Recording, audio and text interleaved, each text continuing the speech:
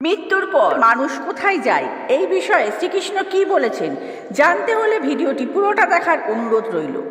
ভগবান শ্রীকৃষ্ণ স্পষ্ট করে বলেছেন যে আত্মা অমর ও অবিনশ্বর এবং এটি কেবল শরীর পরিবর্তন করে, অর্থাৎ মৃত্যু মানে জীবনের শেষ নয়, বরং এক অবস্থা থেকে অন্য অবস্থায় রূপান্তর করা।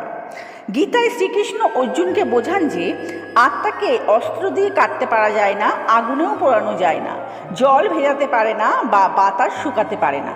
এটি চিরন্তন, অবাক্য এবং অপরিবর্তনীয়। যখন কোনো ব্যক্তি মারা যায় তখন তার আত্মা কেবল পুরনো জীর্ণ শরীর ত্যাগ করে একটি নতুন শরীরে প্রবেশ করে। এই প্রক্রিয়াটি প্রকৃতিরই একটি অংশ। তাহলে প্রশ্ন হলো, আত্মা কোথায় যায়? শ্রীকৃষ্ণ বলেছেন যে মৃত্যুর পর আত্মার গতি নির্ভর করে ব্যক্তির কর্ম এবং জীবনের শেষ মুহূর্তের চেতনার উপর। যারা পুণ্য কর্ম করেছেন, ধর্মীয় জীবনযাপন করেছেন এবং ঈশ্বরের প্রতি ভক্তিপরায়ণ ছিলেন, তাদের আত্মা উচ্চতর লোকে বা স্বর্গে গমন করেন। সেখানে তারা তাদের পুণ্যফলের ভিত্তিতে নির্দিষ্ট সময় অবস্থান করে এবং এরপর আবার তারা পৃথিবীতে জন্ম নেয়। আর যারা পাপ কর্ম করেছেন, অন্যায় করেছেন, তাদের আত্মা নিম্নতর লোকে বা নরকে গমন করে, যেখানে তারা তাদের পাপের ফল ভোগ করে।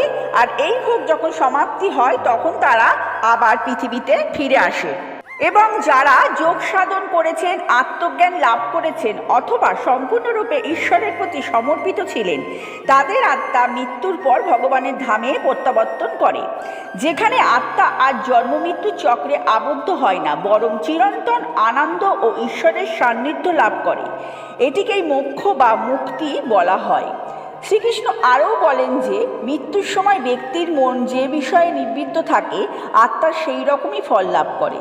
তাই জীবনের শেষ মুহূর্তে ভগবানের নাম স্মরণ করা বা তার চিন্তায় মগ্ন থাকা অত্যন্ত গুরুত্বপূর্ণ, কারণ এটি আত্মাকে মোক্ষ লাভে সহায়তা করে।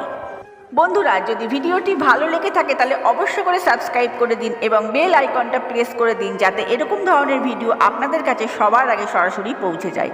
আর ভিডিও নিয়ে কোনো মতামত থাকলে আপনারা কমেন্ট বক্সে লিখে জানাতে ভুলবেন না। আর ছোট্ট করে একটা লাইক করে দিন।